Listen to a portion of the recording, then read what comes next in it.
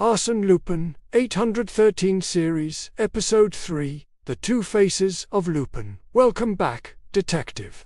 Arsène Lupin has infiltrated 813, the organization engineering a European war. But today's episode asks a darker question. When you pretend to be a monster to fight monsters, how do you know where the pretense ends and reality begins?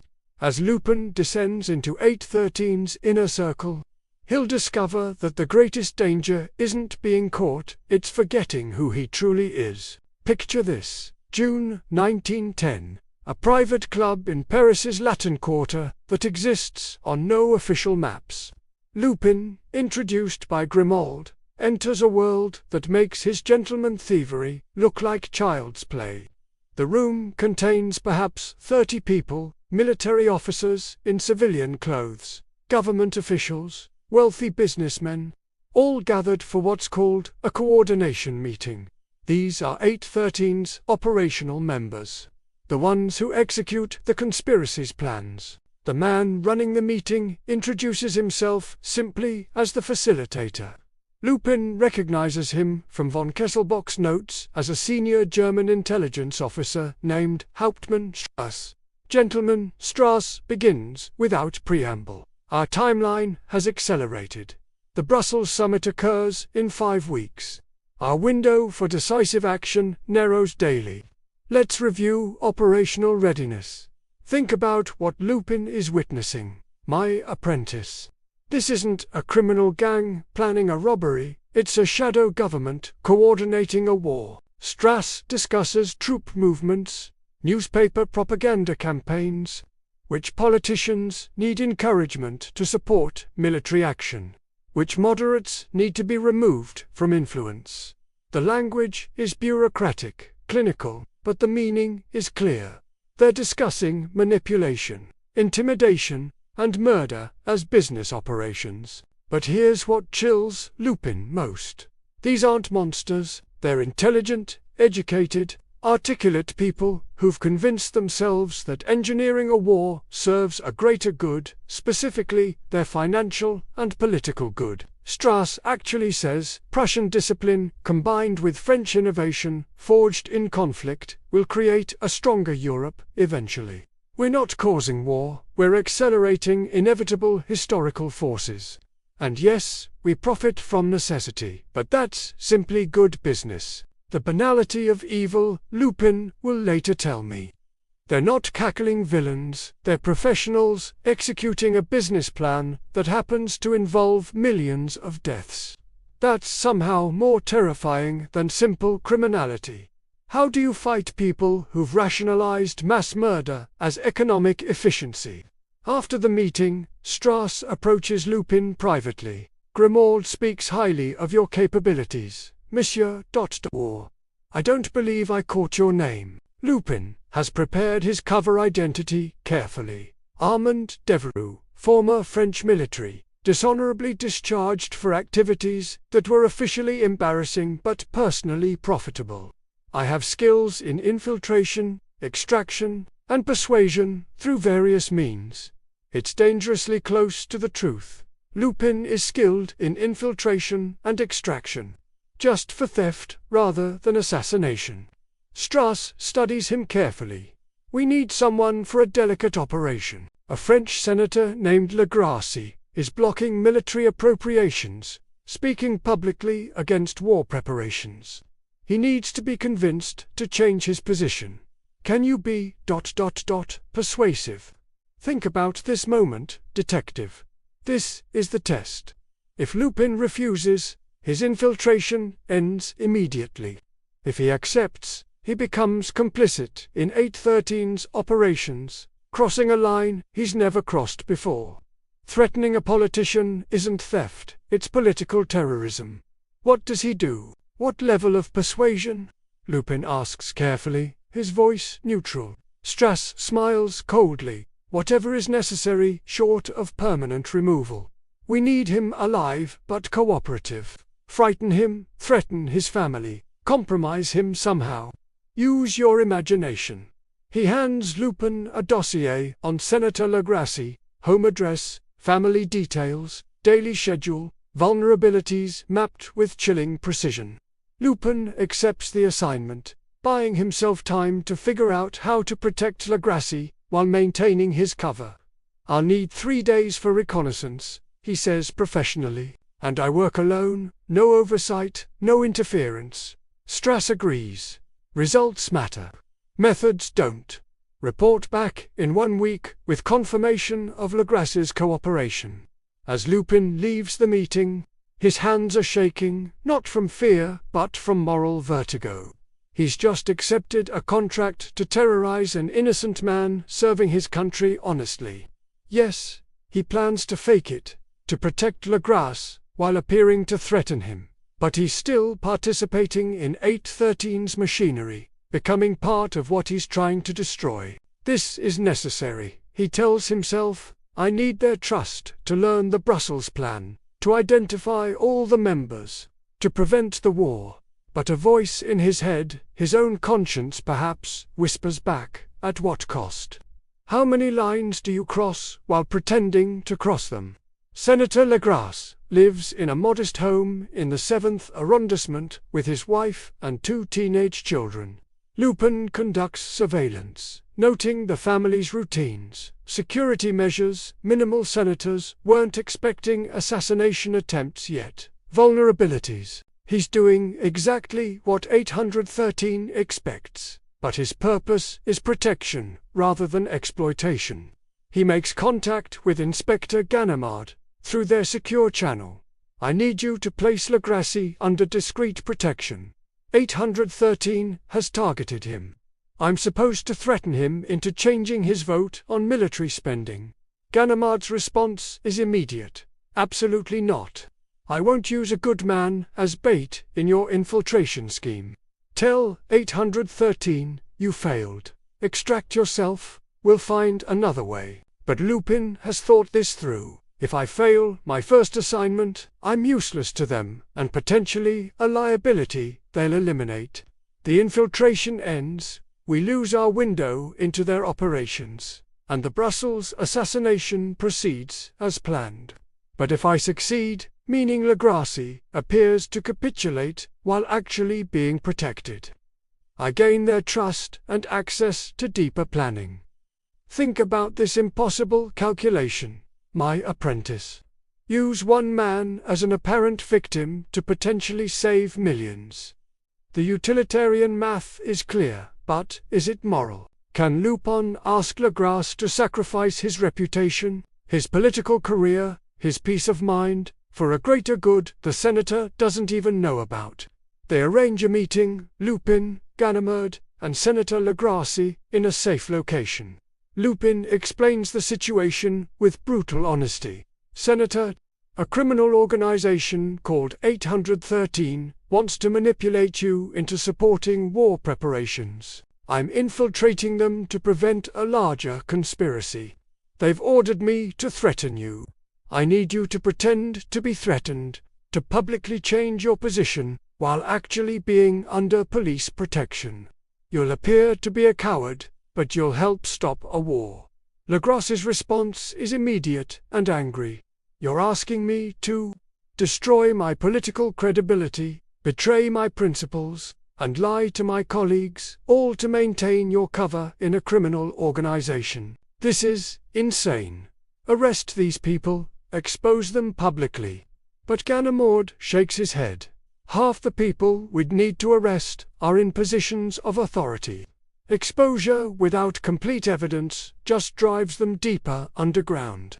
We need Lupin's infiltration to succeed. The senator looks between them, a police inspector and a criminal, asking him to sacrifice everything. He's built on trust alone.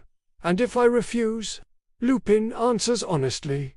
Then 813 sends someone else. Someone who will actually hurt you and your family. At least with me, you're safe. Your physical safety, at least.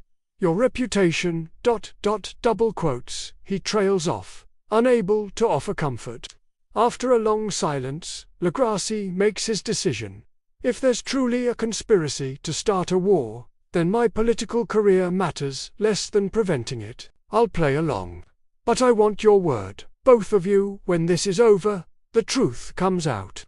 My name is cleared, my sacrifice acknowledged. They both give their word, knowing that if they fail, there might not be an after to fulfill promises. Over the next week, Lupin stages a careful performance. He breaks into Legrasse's home, actually invited in through a back entrance. He leaves threatening notes written to terrify 813, not Legrasse. He follows the senator menacingly, while actually providing extra security, and Legrasse performs brilliantly. He appears shaken, makes a public speech reversing his position on military spending, tells colleagues he's received threats he can't discuss. The performance is so convincing that Lupin feels sick watching it. This good man, destroying his own reputation to maintain Lupin's cover, trusting to people he barely knows with his legacy. This is what 813 does, Lupin realizes with horror. They make good people complicit in evil through threats and manipulation. And I'm doing exactly the same thing, just with supposedly better motives. Think about this parallel, detective. Is Lupin different from 813, or just another manipulator using people for his strategic goals? The fact that his ultimate purpose is preventing war rather than causing it, does that actually absolve him of the harm he causes along the way? When Lupin reports success to Strass, the German officer is impressed. Excellent work. Legrasse's reversal sent exactly the message we needed. Opposition to military preparation carries consequences. You've proven yourself, Devereux. Welcome to the inner circle. He hands Lupin a new identity, official papers establishing him as a French military liaison, providing cover for attending secure meetings and accessing classified information. This is what you wanted, Strass continues. Protection, legitimacy, power. 813 takes care of its members. Continue delivering results, and you'll find opportunities beyond imagination. He's not wrong, the forged credentials are impeccable. Would grant Lupin access to places he could never rob, information he could never steal. It's a criminal's dream. Legitimacy without accountability. That evening, Lupin meets secretly with Sholmes to report progress. The detective listens with growing concern. You terrorized an innocent senator, made him betray his principles publicly, damaged his career, potentially permanently. Yes, you protected his physical safety, but you still harmed him.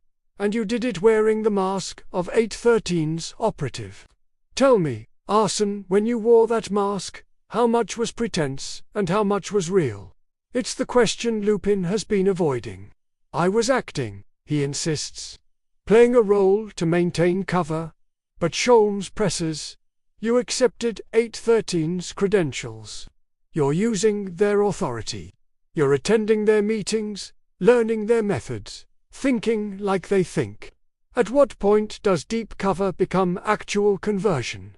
When does the mask become your face? Think about this danger. My apprentice, undercover operatives, sometimes lose themselves, forgetting which identity is real and which is cover. Lupin is spending more time as Armand Devereux, 813 operative, than as Arsène Lupin, gentleman thief. The role is consuming the reality, but the mission continues. At the next 813 coordination meeting, Strass reveals the full Brussels plan. 3 separate assassination attempts during the peace summit, a sniper targeting the French Prime Minister, a bombing of the German Chancellor's motorcade, and a poisoning at the closing diplomatic dinner targeting multiple heads of state. Even if 2 attempts fail, one will likely succeed, and the resulting chaos will trigger immediate military mobilization. We have operatives positioned at every level of summit security, Strass explains with chilling confidence. Belgian police, venue staff, diplomatic security details. The targets won't survive, and the investigation will reveal evidence pointing to hostile foreign intelligence. France will blame Germany. Germany will blame France. and mobilization becomes inevitable. Lupin finally has the information he needs: dates, methods, personnel, but extracting himself now risks warning 813 and causing them to accelerate or modify plans. He needs to maintain cover until the last possible moment, continuing to pretend to be one of them while secretly preparing to destroy them. The episode's climax comes when Strass gives Lupin his Brussels assignment. You'll be part of the poisoning team. Your role is ensuring the diplomatic dinner proceeds without security interruptions. Use your credentials to coordinate with venue staff. Confirm our people are in position. Report any complications. Lupin is being integrated directly into the assassination plot. This is exactly what we needed, Sholmes says when Lupin reports this. You'll be inside the operation with authority to coordinate. You can sabotage from within while appearing to facilitate. But Lupin's response is hollow. Yes, I'll coordinate an assassination plot targeting multiple heads of state. I'll ensure poisoners are in position. I'll facilitate mass murder. All while pretending it's prevention. Sholmes finally understands Lupin's psychological crisis. The line between what you're pretending to do and what you're actually doing has disappeared. You are coordinating this assassination just with the secret intention to betray it. But until that betrayal moment, your actions are indistinguishable from genuine participation. Think about this moral paradox. Detective Lupin is living in a space where every action serves two opposite purposes simultaneously. He's both preventing and enabling assassination. He's both infiltrating and joining a conspiracy. He's both saving and damaging innocent people. The psychological toll of maintaining this contradiction is destroying him. Senator Legrasse visits Lupin privately, aware through Ganimard of the larger context. I've been thinking about what you asked me to do, the sacrifice you asked me to make, and I've realized something. You're making a far greater sacrifice. You're destroying your own moral identity, becoming something you hate, carrying the weight of every compromise. My reputation can be restored. Can yours? It's a question Lupin can't answer. I don't know if I'll recognize myself when this is over, he admits. I look in mirrors and see both Lupin and Devereux staring back. I don't know which one is real anymore. Which one is the mask? Maybe they're both real. Maybe I've always been capable of being what 813 wanted, and I'm just now admitting it. So tell me, my apprentice, has Lupin crossed a line he can't uncross? Can someone spend weeks pretending to be a monster without becoming one? Is there really a difference between doing evil for good reasons and doing evil for bad reasons when the harm is identical? These aren't abstract philosophical questions, they're Lupin's lived reality. The episode ends with Lupin receiving final Brussels instructions. Depart for Belgium in 1 week. Establish cover identity, coordinate with local 813 operatives. The assassination is no longer distant possibility, it's imminent reality. And Lupin is trapped in a role that's consumed his identity. Unsure whether he's infiltrating a conspiracy or genuinely participating in one. As he sits alone that night, looking at his reflection, he whispers the question that haunts him. If I successfully prevent these assassinations while appearing to coordinate them, am I a hero pretending to be a villain, or a villain pretending to be a hero? And does the difference matter if the actions are identical until the final betrayal? Join me next time for Conspiracy of Nations, where the Brussels summit begins. Assassination teams move into position, and Lupin must finally choose which identity is real: the gentleman thief who saves lives, or the 813 operative who ends them. The moment of truth approaches, and with it, the answer to who Arsène Lupin truly is beneath all his masks.